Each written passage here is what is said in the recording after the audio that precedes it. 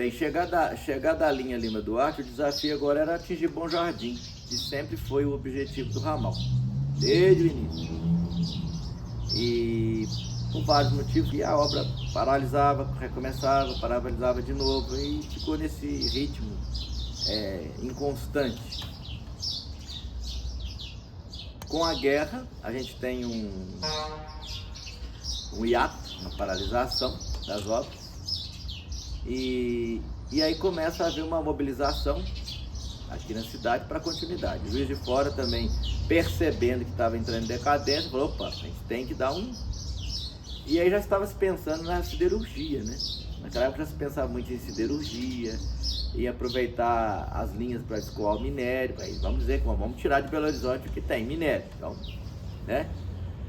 E com isso, criaram um novo motivo para poder ligar as duas regiões. Porque o Exército Brasileiro, na pessoa, né, o representado pela 4ª Região Militar, ele foi um dos grandes também, das grandes instituições que brigaram muito por o ramal seguir. Porque a região militar de Juiz de Fora tinha quartéis, como tem quartéis em Santos Dumont, a brigada, né, a brigada de mecanizados, os tanques em Santos Dumont.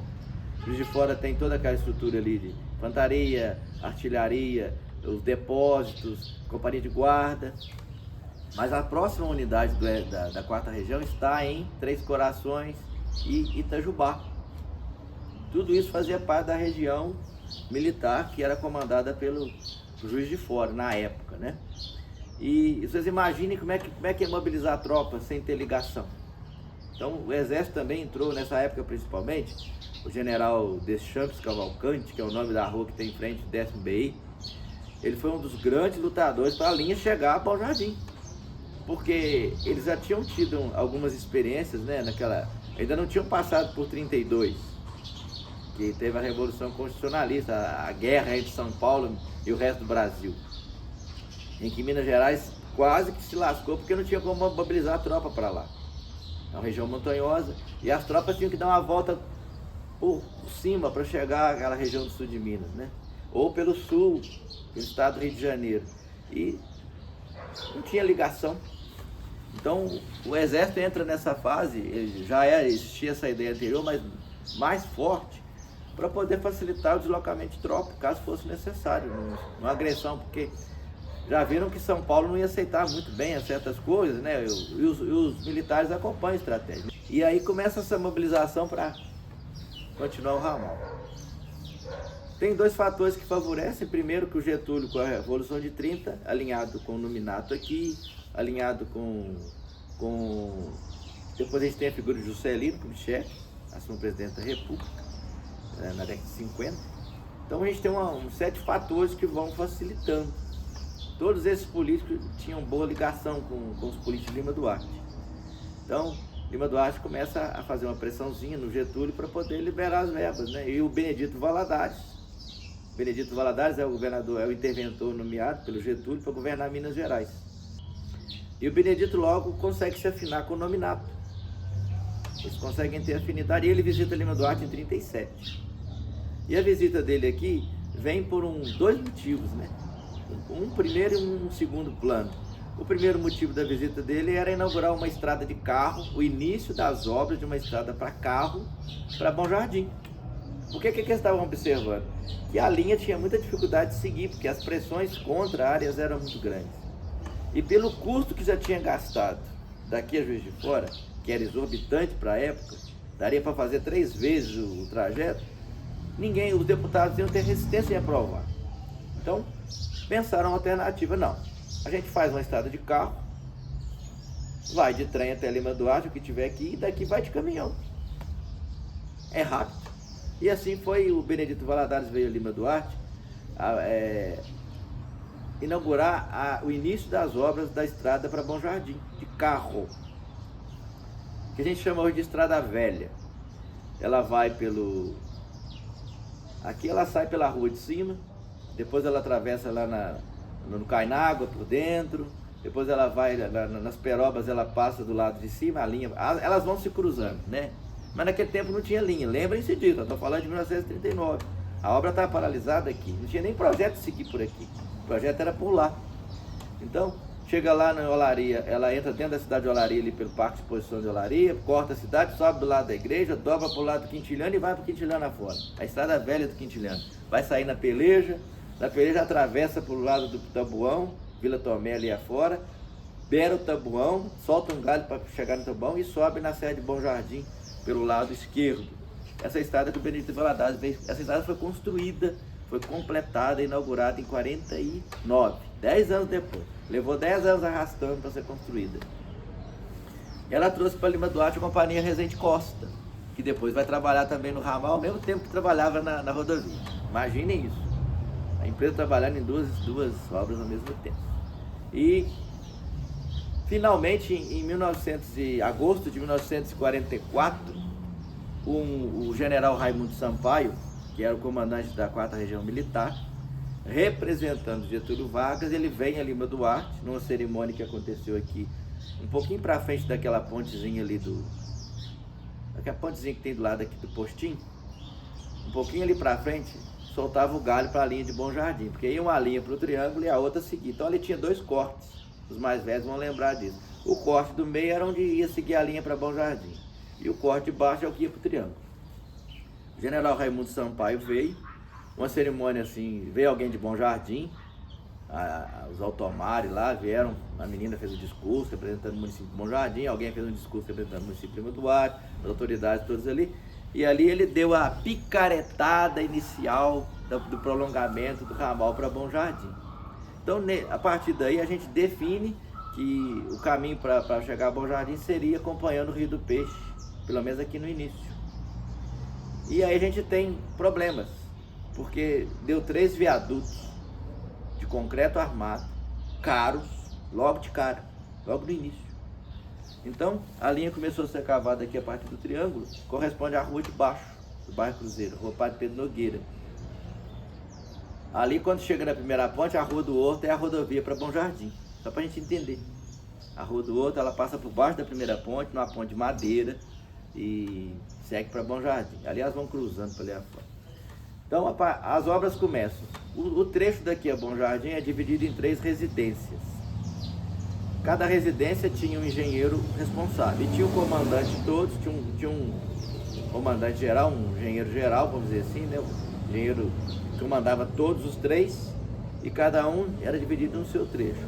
A primeira residência pegava aqui da estação de Lima Duarte até São Domingos da Bucaina, 8 quilômetros para frente de Olaria. Os primeiros 25 quilômetros. Então, mais ou menos 8 quilômetros para cima de Olaria, terminava o trecho da primeira residência. Essa obra foi tocada pela Resende Costa e pela construtora Pires e Albuquerque. Pegou esse primeiro trecho e também o segundo, da segunda residência, que era a residência de São Domingos. Pegava do quilômetro 25 até Capoeira Grande. Capoeira Grande a Bom Jardim, a terceira residência, que tinha Barbosa Melo e Scarpelli. Era a empresa que tocava esse trechinho no Vale do Rio Grande. Então, essas 3 residências, cada uma tinha sua dificuldade, né? A menos complicada era de Bom Jardim, que pegava o campo, é um terreno menos complicado. Mas mesmo assim teve que mudar o traçado do rio em alguns pontos. A residência mais complicada era de São Domingos, que pegava o trecho de serra para dobrar para o Espigão. A estrada segue aqui, o Rio do Peixe. Quando chega ali perto um pouquinho antes, do campo ali do Perópolis, ela atravessa para o vale do Ribeirão Rosa Gomes, antigo Ribeirão da Bucaina, né? E segue o Ribeirão da Bucaina até as nascentes, lá em cima, onde a gente chama de Resende Costa, né? Ali onde tem o túnel. O túnel é indicativo da vertente. De lá, Vale do Rio Grande, de cá, Bacia do Paraíba do Sul, Vale do Rio do Peixe, né? E então a maior dificuldade era a residência de São Domingos, porque tinha que vencer um desnível muito grande em pouco espaço. Então, em São Domingos, no Boró, tem uma ferradura, né? A linha avança, o trecho de linha avança lá pro fundo e até quase que se encontra de novo e segue. Ali é para ganhar a altitude sem perder a aderência. Porque se você eleva o gradiente da linha, a máquina perde a aderência, ela escorrega. descarrilha, né? Descarrila. Então a linha mantém uma inclinação, essa linha aqui, apesar de ser, ela foi construída num padrão bem moderno para a época. Ela é larga, as curvas são largas, você vê que você não vê curva fechada. Para baixo você vê curva fechada, para cima não. Para baixo não vê mais também, porque em 44 alargaram, retificaram a linha. Está escrito lá na paradinha, retificação de via permanente, 1944. Que a linha foi melhorada para atender esses novos padrões para cima. No pontilhão ele tem um aumento do aterro por causa da curva, abrir a curva um pouco, tem várias coisas que só observando, né? Então essas 3 residências tocaram as obras. A Rezende Costa pegou também junto com a Pires e Albuquerque o trecho de São Domingos. Por isso que eles também que executaram. Essas foram as empresas principais, mas tinha os subempreiteiros, dos subempreiteiros, como até hoje, né? Uma empresa maior pega a obra, ela transfere para as pequenas e vai subempreitando. Bem, daqui para lá a dificuldade maior era concreto, antes dos trilhos, porque o trilho é sempre uma dificuldade, porque ele é de aço, né? O dormente é de madeira, é fácil, não é tão complicado. Inclusive os nossos dormentes aqui eram de madeira bruta, não era quadradinho como é hoje, né? Era madeira, você pegava o tronco de aço, serrava no meio, a parte de baixo assentava, depois você cavava para sentar o trilho na madeira. Então a dificuldade aqui maior foi essa, 3 pontes logo em seguida, uma após a outra, bem altas, a linha não pode ter desnível, né? Tem que manter o nível para garantir velocidade. Passa para São Domingos, a dificuldade passa a ser os cortes, muita pedra, né? Gerou aqueles cortes belíssimos que a gente vê lá. Como não teve muita terreno ajuda, eles estão de pé até hoje, né? Não teve nenhuma ação trabalhando em cima deles, a cobertura vegetal impede a água de descer, e eles não são prumos, né? A gente olha assim, mas eles são um pouquinho inclinados, muito pouco. E possibilitou todas aquelas obras. Aquelas obras não foram terminadas, o serviço de leito foi completado acho que em 85%, pouco mais talvez, porque não se tem com clareza ainda os números, né? Isso não consta no relatório central, passa depois para frente não se fala mais nada. E o fato é que as obras foram num ritmo bom até 1954. 54, o negócio começou a capengar de novo. O túnel foi aberto em 1951, 52, porque tem um documento aqui do pessoal pedindo autorização ao padre para celebrar missa lá, em ação de graças pela abertura do túnel, que morreram algumas pessoas nas obras, né? É um túnel de 300 metros, ele dá um pouco mais de, acho que dá 300 metros. É isso mesmo, tem 300 metros de comprimento, não é muito longo, né? Porque ele antes tem uma cava, só fez túnel mesmo onde deu na pedra. É a mesma coisa do de Valadares. O Valadares tem 90 metros e é em curva, que é onde deu na pedra, mas depois ele vai para uma cava fora assim, durante um bom tempo, um corte, né, profundo. E aí a gente tem as obras seguem até 1954, depois já entra no ritmo que vai diminuindo.